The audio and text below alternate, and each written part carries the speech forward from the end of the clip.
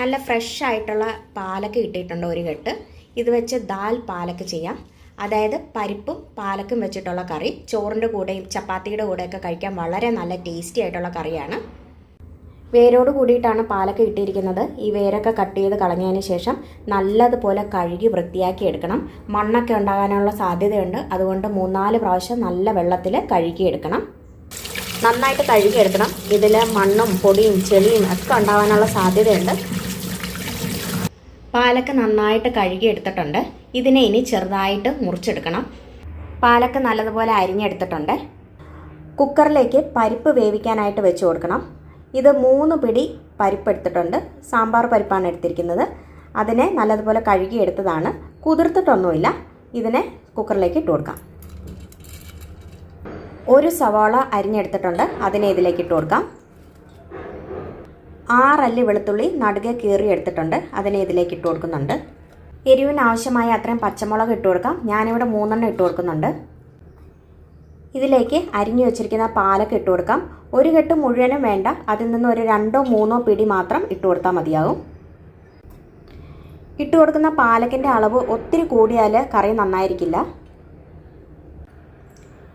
ഇതിലേക്ക് ചെറിയ അളവിൽ പുളി ചേർത്ത് കൊടുക്കണം. വാളംപുളിയാണിത്. ചെറിയ ഒരു നെല്ലിക്ക വലിപ്പത്തിനുള്ള പുളി ഇതിലേക്ക് ചേർത്ത് കൊടുക്കാം. 1/4 ടീസ്പൂൺ മഞ്ഞൾപ്പൊടി ഇട്ട് കൊടുക്കാം. കറിയിലേക്ക് ആവശ്യമായ അത്രയും ഉപ്പ് ചേർത്ത് കൊടുക്കാം. ഇതിലേക്ക് ഒരു നുള്ള് കായത്തിൻ്റെ പൊടി ചേർത്ത് കൊടുക്കുന്നുണ്ട്. 1 ടീസ്പൂൺ എണ്ണ ചേർത്ത് കൊടുക്കാം. ഏതെണ്ണ വേണമെങ്കിലും ചേർത്ത് കൊടുക്കാം. സൺഫ്ലവർ ഓയിലൊക്കെ ആണെങ്കിൽ കൂടുതൽ നന്നായിരിക്കും. പരിപ്പ് വേകാൻ ആവശ്യമായ അത്രയും വെള്ളം ഒഴിച്ചു കൊടുക്കണം. ഏകദേശം 1/4 ഗ്ലാസ് വെള്ളം ഒഴിച്ചു കൊടുക്കാം. അടച്ചു വെച്ച് വേവിച്ചെടുക്കാം. ഫ്ലെയിം ഓൺ ചെയ്തിട്ടുണ്ട്. കുക്കർ വെച്ച് വേവിച്ചെടുക്കാം. ഹൈ ഫ്ലെയിമിലേക്ക് ഇട്ടതിന് ശേഷം നല്ലതുപോലെ ആവി വരട്ടെ. ആവി വന്നിട്ടുണ്ട്. ഇതിലേക്ക് വിസിലിട്ട് കൊടുക്കാം. ഫ്ലെയിം കുറച്ച് വെച്ച് ഒരു വിസിൽ വേവിച്ചെടുക്കാം. ഒരു വിസിൽ വന്നിട്ടുണ്ട്. ഫ്ലെയിം ഓഫ് ചെയ്യാണ്. പ്രഷറെല്ലാം പോയതിന് ശേഷം കുക്കർ തുറന്നിട്ടുണ്ട്. പരിപ്പെല്ലാം നല്ലതുപോലെ വെന്ത് വന്നിട്ടുണ്ട്. കുക്കറിൽ നിന്നും കറി ഒരു മൺചട്ടിയിലേക്ക് മാറ്റുന്നുണ്ട്. ഫ്ലെയിം ഓൺ ചെയ്തതിന് ശേഷം കറി അടുപ്പത്തേക്ക് വെച്ച് കൊടുക്കുന്നുണ്ട്. കുറച്ചധികം വെള്ളമായിട്ടുണ്ട്. ആ വെള്ളം ഒന്ന് വറ്റി കുറുകി വരണം.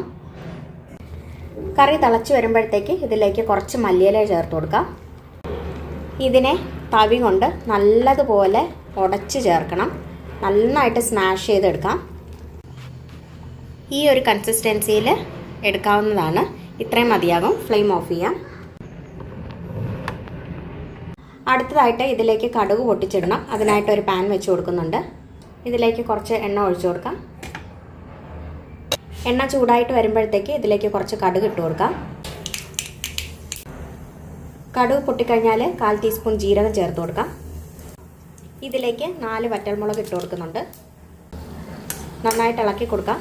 ഒന്നും കരിഞ്ഞു പോരുത്, പ്രത്യേകിച്ച് ജീരകം. ഇത് മതിയാകും. ഇതിനെ കറിയിലേക്ക് ചേർത്ത് കൊടുക്കാം.